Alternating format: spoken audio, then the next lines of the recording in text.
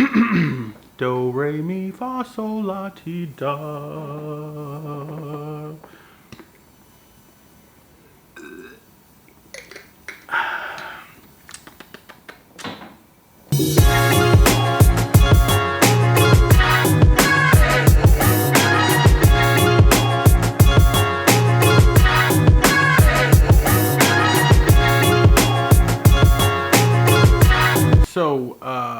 Hey, I'm Jordan Lawbaugh.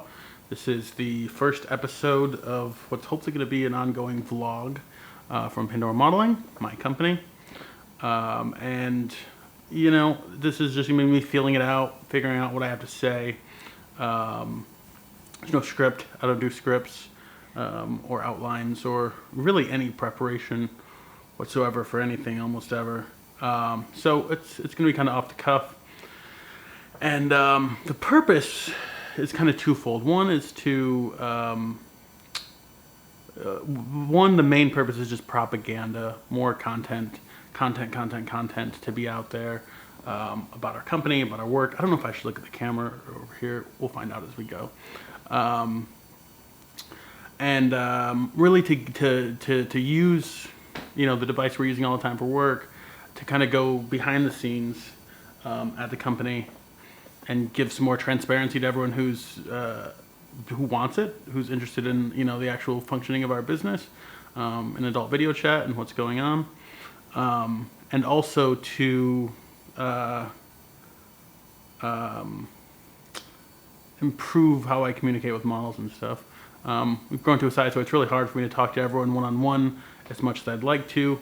I try to cope with that by writing things and stuff, but I thought, why not just talk into the camera, put those videos up on YouTube, and make things a little easier. So those are ostensibly the purposes of this vlog and what I hope to get out of it, but we'll see. Sometimes it'll probably just be me sitting like this, a lot talking to the camera. I'm in my room here, and this is where the magic happens for the most part in the work that I do. Also here would be the other location. But that's where I'm at. So it was interesting thinking about going behind the scenes at Pandora Modeling because there isn't, people ask where we're based a lot, and the answer is generally something like everywhere. I'm in Bangkok right now. If you're talking to someone else from support, they might be in somewhere in the US, somewhere else in Asia. We're kind of distributed all over the world. And we don't have a centralized location. There's never a need to. All of the work that we do is remote. Models sign up from wherever. A lot of our models in the United States, handful in Europe and in Asia, and South America. And so we were kind of a global company from day one. Not like that it was a giant thing instantly, but it was always, it doesn't matter where someone's at, providing it's not illegal in their jurisdiction. And even with that, we don't really care that much. We're in the United States, it's legal where we do it. There was never really like our company's structure is in Las Vegas, but there's not really an office there that you'll go in and find the employees of Pandora Modeling. You find us on our computers wherever we are. And so I don't really have a cool office to show everyone. I'm in my bedroom right now. I'm using way too big of a tripod to make this maneuver. And sometimes I'm here, sometimes I'm in a hotel, sometimes in an airport lounge, sometimes I'm at Starbucks. So that's our location. Starbucks, home, road, or somewhere traveling between those destinations. So I don't know where I'm going to shoot. I don't really like carrying a big camera around and stuff. I find it kind of cumbersome, but maybe I will suck it up and do that just to capture some more of the on-the-road stuff that goes on. But we'll see. I really don't know where this is going to go. I just know that I'd better do it because for the main reason of being an adult company, doing adult video chat, anyone who's thinking about getting into it, there's so many passive barriers that people have to starting it. just on their own. But then making the decision to actually do adult stuff is kind of scary. The industry at large doesn't have the greatest reputation. Some of that's just undeserved stigma. Some of it is deserved. But I thought that making myself really available and obvious would be a good thing to have done. You can kind of maybe get a sense from videos of how I am, what it's like to work at our company, work with me, and we'll do that. So, what I want to do in this first episode, 6 minutes in, is talk about how things started. I'm not going to give the entire history lesson because I've done that in other places, and I'll probably do it 100 more times here. But I want to talk about what I believe about camming,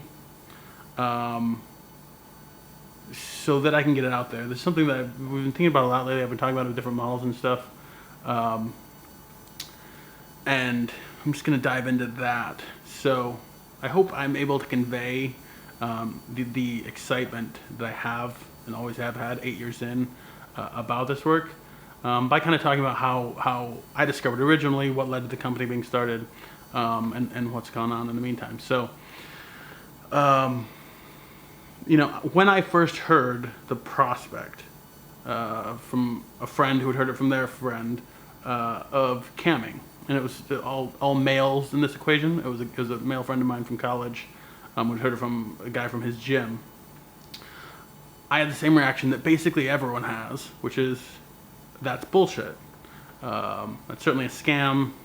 I gotta hold my hands up higher. Certainly a scam, or there's some catch to it, or something's not quite on the level with that. And I encouraged him against it. I was like, you probably shouldn't do that, man. It seems like a bad idea. And not only it's a bad idea, it just doesn't seem like what I said to him at the time was, dude, no one is going to pay to watch you jack off, right? Which was that's kind of the pitch. Like, that's sort of what goes on. Like, no one's going to do that. Don't waste your time. Because when you describe it to, and I'll add, if that was the case, there would have been nothing else that any of us would have rather been doing. Talk about a dream job. But, like, there was no belief that was real. And it sounds like such a fairy tale thing. Like, yeah, sit at home alone and jerk off and get paid. Wow, that would be cool. Unfortunately, we live in the real world where that's not a thing. And then trying to explore a little bit more to figure out where the con was, like what was going on and stuff, and kind of learning, and this is me talking back from a perspective of a 19-year-old kid, who it was at the time. I grew up in a really small town in the Midwest. Not a lot of gay people in our community, and just didn't have any exposure to that world. So it wasn't something in my head of thinking like, there's this big gay market in gay pornography and things. At the time, since I've learned and have a much better relationship with that community.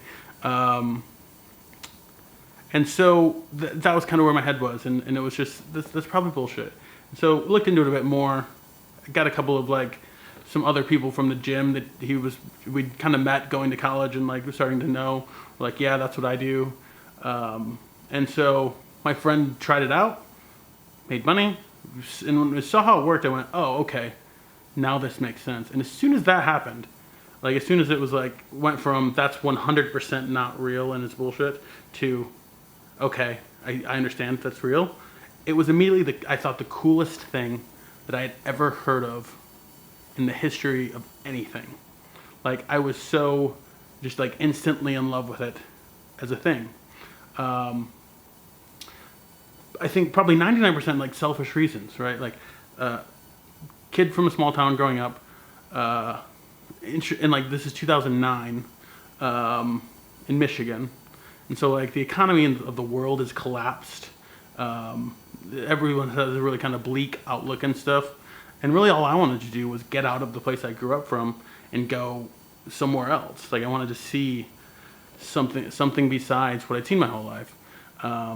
And I didn't really have a way to do that. I didn't have any money. or any talent or skills or anything. Like I just graduated high school. I was in my first year of college, and like that just wasn't a realistic thing. And as much as I wanted to do that, I knew it wasn't realistic. Every adult that I had talked to about it told me it wasn't realistic. That's not how life works. You have to go to college, get an education, get a good job, and then you can take vacations and stuff. Sure, but like you can't just go around the world. And I was like, well, I would rather do that. And I'm very stubborn. You'll learn about me hopefully throughout these videos if you watch them. Stubborn enough to, well, a friend of mine said today, you're too stubborn to fail, when I was having a moment of doubt about something. And maybe that's not true, but seeing this work, setting aside the nudity element for a second, just that it was a way you could make money using your computer ostensibly from anywhere. That checked the only boxes I cared about anything. And so, like, a little more backstory. In high school, I played online poker and made money that way. It was okay. I didn't make a ton of money or anything, but made intermittently a few $1,000s here and there.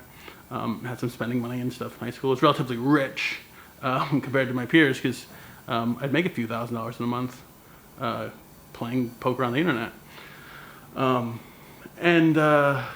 Then went to college.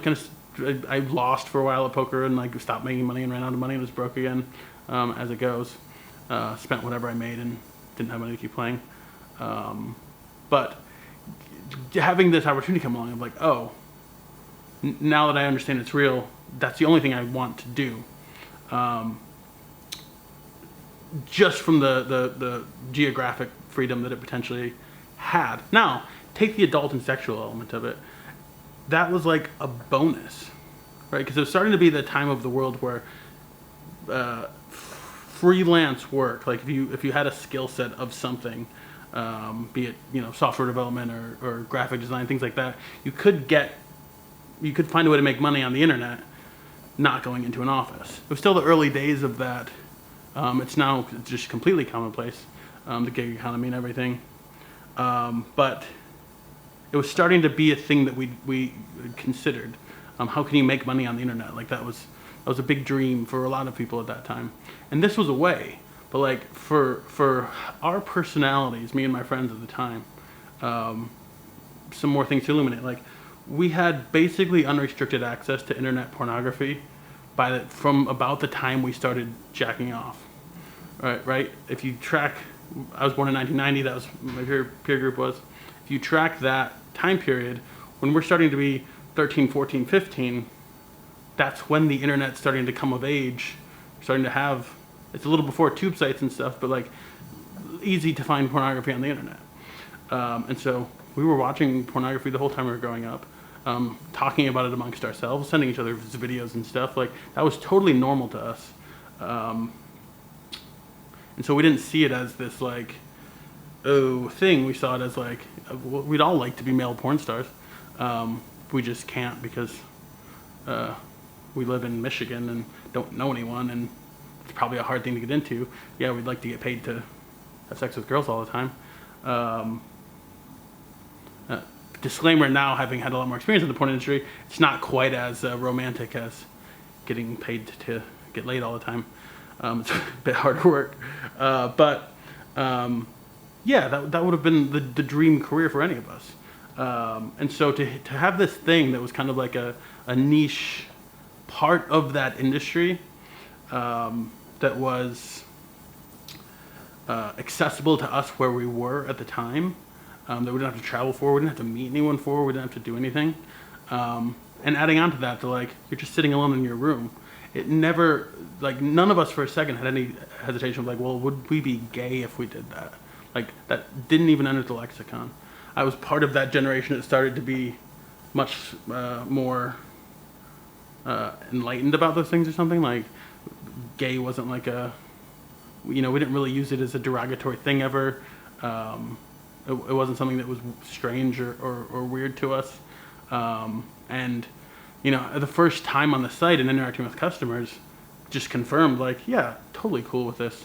I think our perspective, even at 19, as like still pretty dumb young guys would have been like, I think gay is like if I'm romantically, intimately attracted to and, you know, wanting to have love with men.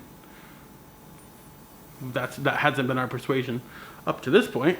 Would though it were, and there was never any discomfort about that. So like, I was saying to someone the other day, like as I was recalling the story, I was like, if you, in terms of the actual specifics of the work, like, so what do you do as a guy who's primarily heterosexual on a site where all the clients are men?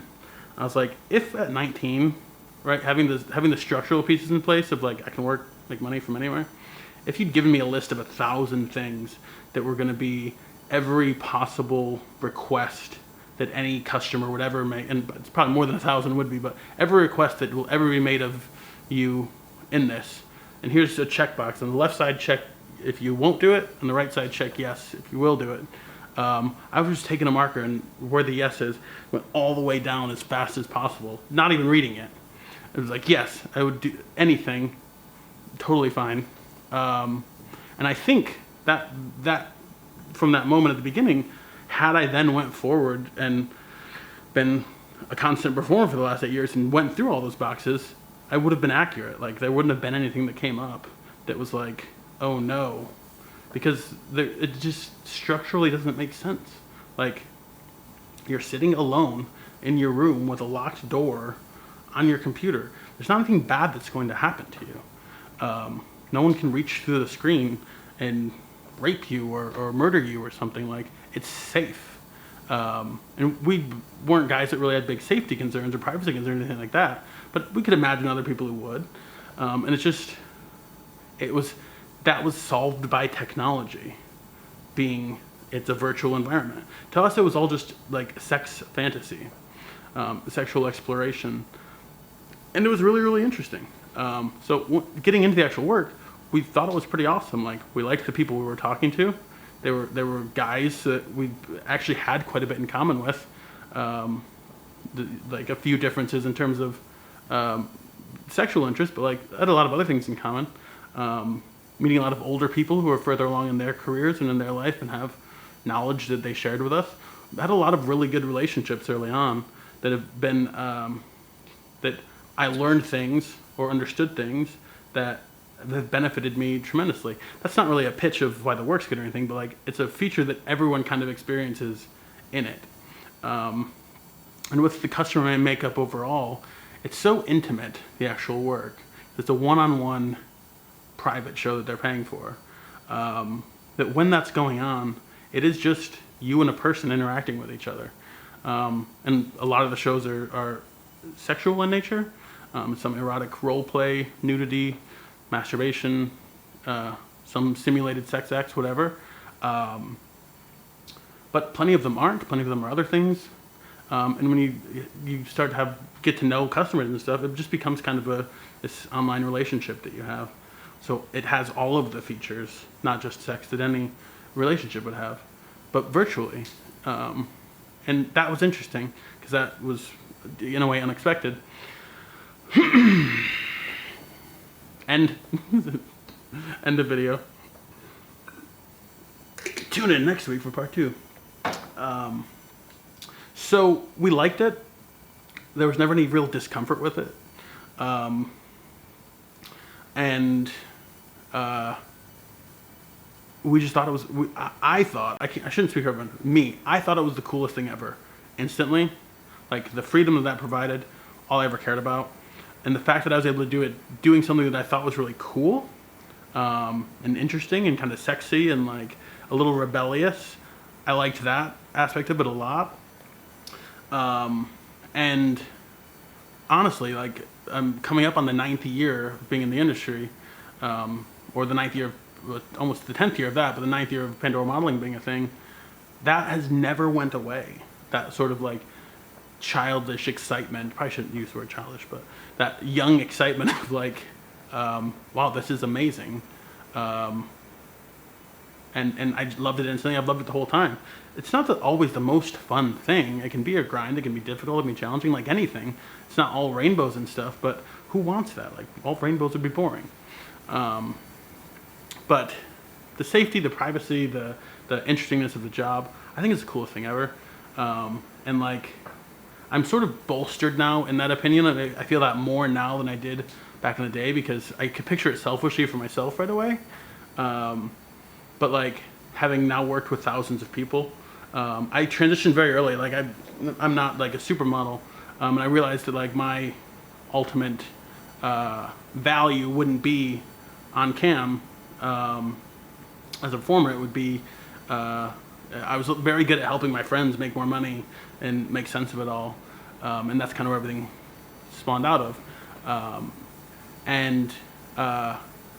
So like, having done that now thousands and thousands of times and made a lot more friends, I've seen not just, I've seen so many now case studies of the extremely positive impact it's had in people's lives. Like, when you can go from making $10 an hour at some regular job, making $60 an hour, that's life-changing.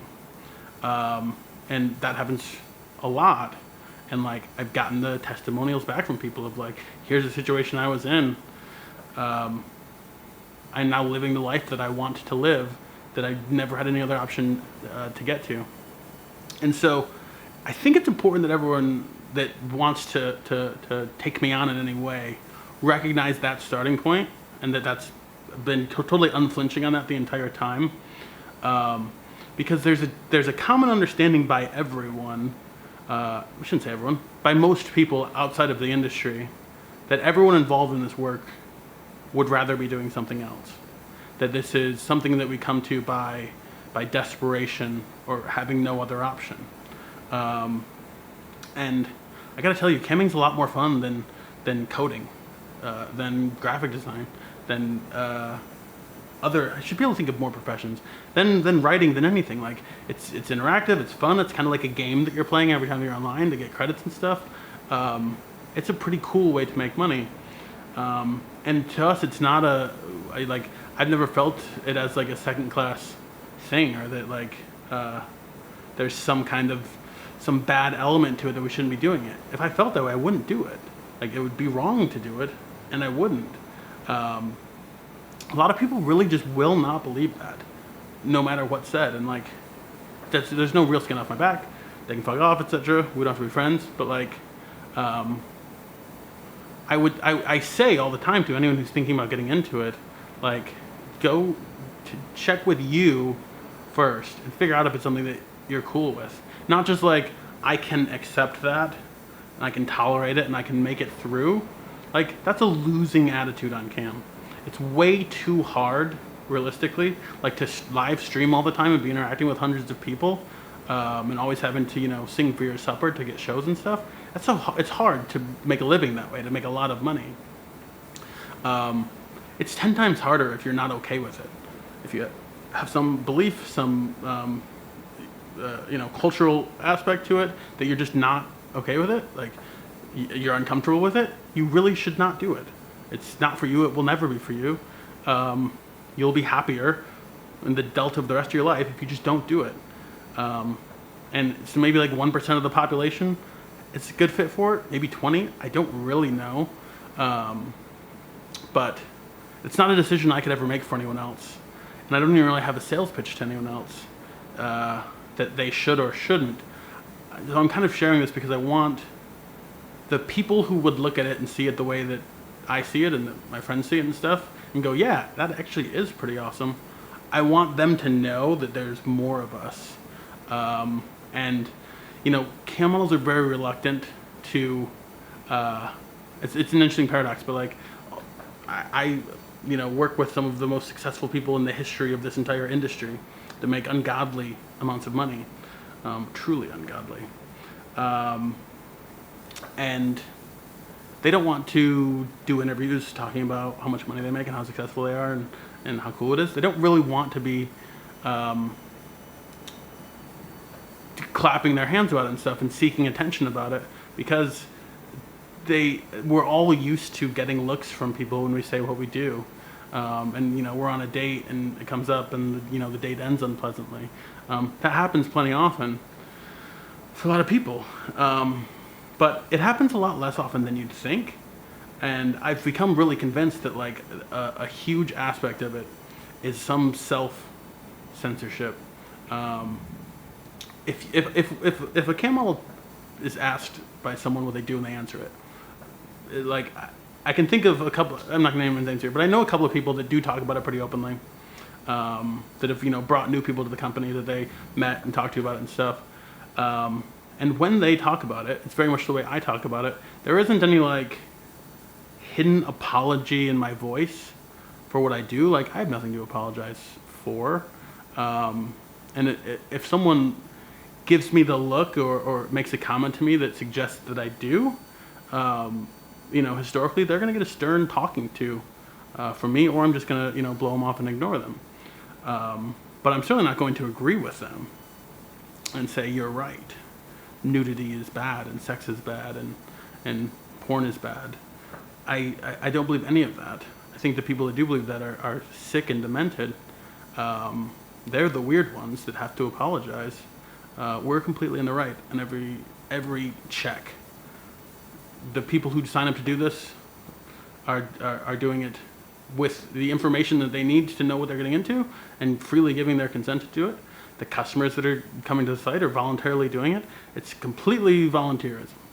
And so it's consenting adults doing whatever they want. If anyone has a problem with that, they can fuck off. Legit, like 100% fuck off. I'll read the hate mail and stuff. Obviously, not gonna ignore emails, but what if there's a good one? But like, it really, there isn't as much negative against it as people think there is. Now, for those of us who speak about it that way, that this is what it is, it's pretty freaking cool. There's a lot of other people who have some sort of thing in here that's not like, yeah, my parents don't approve of me doing this, or I don't know if my future, what in the future negative might happen because I did this. What if people judge me negatively, or all those things. People who don't have that locked in or squared away, their own kind of morality around it and ethics with it, when they talk about it, it's a different tone. And it's that tone with a slight apology in it. When that happens, you provoke a much more negative response from people. Because think of the person on the other side of that. If I'm talking to, let's take camp models out of for a second and just go straight up prostitution. If I talk to two girls who are prostitutes, and one of them, the prostitutes you find on, sex workers I should say, you find on Twitter, are very much self-selected, seems to be, of enlightened women who are choosing to do the work. And in a way I should say end of story. I'm not going to say they like it and it's good and blah, blah, blah. Just, they're choosing to do it, and they don't give a fuck what anyone else thinks about it. If I sit down and have one of them have a conversation with them about the work, what we're going to talk about is like, stats and tactics and strategy and things. Like that's the type of conversation that's going to end up happening. It always does.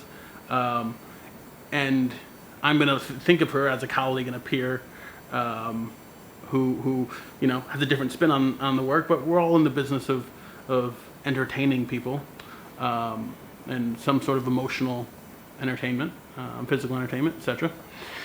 If I talk to another girl would rather be doing something else, who's uncomfortable with it, who's kind of doing it completely out of economic necessity, and when I say, so what do you do? And she kind of like hangs her head and says it and is embarrassed and feels bad, then I feel bad. Because then I go, oh, well, if you don't want to be doing that, I sure wish you could be doing something else instead. Like, what would you rather be doing? And can we do that? I don't have that thought at all for the people who want to be doing it. And so the problem I face with that is that, and this is reporting from hundreds of people to me that I've worked with, a lot of them will say, yeah, I'm totally cool with it. Like, I actually like the work. I enjoy doing the private shows. I enjoy getting to know customers. I obviously enjoy the money I make from it. I think it's great. But I know that not everyone else does, and so I don't like to bring it up or talk about it because I don't want to make an uncomfortable situation. Got the auto stop there. I don't want to have an uncomfortable situation. And so I'm a little shy about talking about it with anyone. And so invariably when it comes up, it's kind of being dragged out, and the perception from the other person is, oh, this person's sort of at least being economically coerced into doing things they don't want to do. And by and large, that's really not what's happening. I want to add, because it's something that comes to my mind all the time, I've never said it anywhere, that like, if I survey our roster on any given day of the people working, it is not all smiles all the time for everyone. There's this weird perception about anyone who does sex work that by liberal people, that as long as they're happy, then it's okay. And it creates this weird, like, outside pressure of like, as long as you're never uncomfortable with work, we'll allow you to do it. I'm putting my hand up, by the way. We'll allow you to do it because you have, as long as it's constantly consensual, constantly the thing you most want to be doing. Like all these things that in no other type of work ever in the history of anything has that been the case for anyone. There's this weird idea that for anyone involved in adult work, they should have that, and that it's just nonsense. Like that's not real. That's not how humans work. That's not how this work works. Sometimes it's stressful. Sometimes it's boring. Sometimes you'd rather be doing anything else. Plenty of people just take time off when they don't want to do that. But like the real like hustlers and stuff that are trying to hit certain hourly goals and credit goals and things, they work on days they don't feel like working. Like everyone with a job everywhere, and that's not. They're not immoral on the days when they don't feel like doing it as much, and they're morally okay when they're in a good mood. It's just not reality. So I decided I want to be hesitant about, as much as I want to sing the praises of the work that we do, I want to make it clear that like some aspects of it suck. Sometimes it's boring. There's going to be people who are rude in your chat room, saying mean things to you, basically every day. They're anonymous users on the internet. Have you seen the internet? And add to it, it's on a porn site. Like, there's plenty of misbehaving people. You can ban them, so it's not too big of a deal. But like, they'll still get one hit in of calling you something mean. So like, I try to caution people not to let their self-esteem be too wrapped up in any aspect of this. Like, your hourly rate will be whatever it is. Working at Panora, we're gonna show you all of the ways to be the best at it that you can be. But whatever that ends up being for you is what it ends up being for you. Doesn't matter how someone else's stats are. Doesn't matter if 9 customers a day come in and say you're ugly or that you have bad skin or bad teeth or you're fat or you're tacky and they hate you and they hope you die. Like some version of that's gonna happen. It just doesn't matter. Like you just have to water off the turtle shell. Like that's a part of being on the internet. Read Instagram comments, read anything. Like that's always happening. Some people will be cool, some people won't. And some days the people that won't will bother you. Some days the people that are cool won't excite you. It's just life. And it's worth mentioning that, I think. So that's my initial manifesto. I really do think deep down, adult video chat is. There isn't, in my view, a better way for someone in the 18 to 30 range, whose goals are independence and financial freedom, to make money, because like no one's gonna make, for the most part, millions and millions of dollars doing this. It's not that type of gig. Some people will hit 7 figures in lifetime earnings. Some already have, obviously, but like at the tippy top of the work, like low to medium 6 figures a year, and that's like maybe a dozen or so that will do that in a year, maybe 20 or 30. So more than that, over 100,000, but like getting into 400,000, exceptionally rare. And it's the people who are always on all the time and always at the top. They get there just by function of math and how it works. If you make $150 an hour for 1,800 hours a year, right? Add a calculator. But much more realistically, in our models, the average hourly rate comes out to around $40 an hour. Depends on how we adjust it. If we take off the very top people because they're kind of outliers, then it's maybe $32 an hour. If we just do unadjusted, it's like $50 an hour. But 30 to 40 is pretty realistic for a lot of people. And the people who get higher rank and work more and build a bigger audience tend to land in the 60 to 80 range, with a handful of them being 100 or over an hour. So even $100 an hour. I mean, I've had a model say to me, they were kind of sour on camming and wanting to go to something else. They're like, it's just going to be $100 an hour, like sort of indefinitely. It's never going to really be much more than that. There's nothing I can really do to like make it so I'm making more than $100 an hour. That's how many shows I get. That's my fan base. That's where I'm at. And so it's kind of like, they were a little blasé about it. And I was just like food falling out of my mouth. We're having dinner. Like, you're scoffing at making $100 an hour jacking off in your bedroom. If we could go, and this is actually one of the old friends from way back, like if we go back to us at 19, we would beat the shit out of ourselves for having a second of like, meh. You know, we live in this like 3,200 square foot apartment in Bangkok and live like, it's just, like, I'm not even gonna go into life, but like we live a good life by everyone's standards. Yeah, that happens though long term sometimes. So the point that I was actually making, it wasn't to do with that. It was to do with it's gonna be a grind forever, and that was the point of that. Was it's a grind forever. Like you can make a living doing it for sure. This is an internet being posted publicly on the internet. Not everyone can do it, but like attractive people that are 18 or older with, you know, the right physical and personality attributes can. But for most people, the likely outcome is, you know, $50,000, $60,000, $70,000 a year. And if they go all in on it, 80, 100, 120, 150 a year. Much higher than that is unrealistic for most people, even if you're exceptionally attractive, and have a perfect personality and stuff. It's just it's rare to hit higher than that long term. People have 10K months and things like that. Those happen somewhat regularly, but like to do more than like 150K in a year, you really have to be in the top 0.1% of performers constantly. So that means no vacations in that year, and you know, it's very infrequent days off and such. And it's just hard to do that. Most people don't have that in them.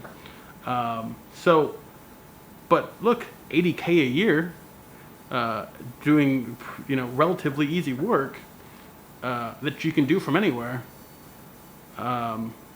is something that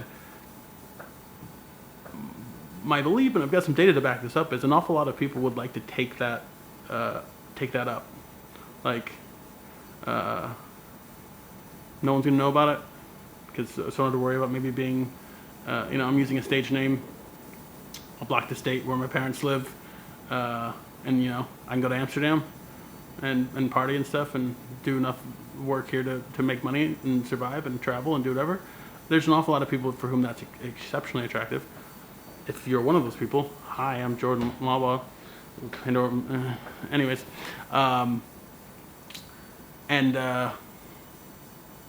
that's the market we're in. So that's what Pandora modeling is. We find people for whom this is a good fit. That's the recruiting side of the business. And then we're a management agency. Like, we help you be good at it. We pay you the money.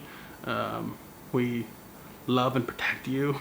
I always have trouble describing my role. Like, I'm just a manager, but it's not manager like at McDonald's or something where I'm like, you must do this. It's a lot more of an entertainment manager where like people call me at odd hours with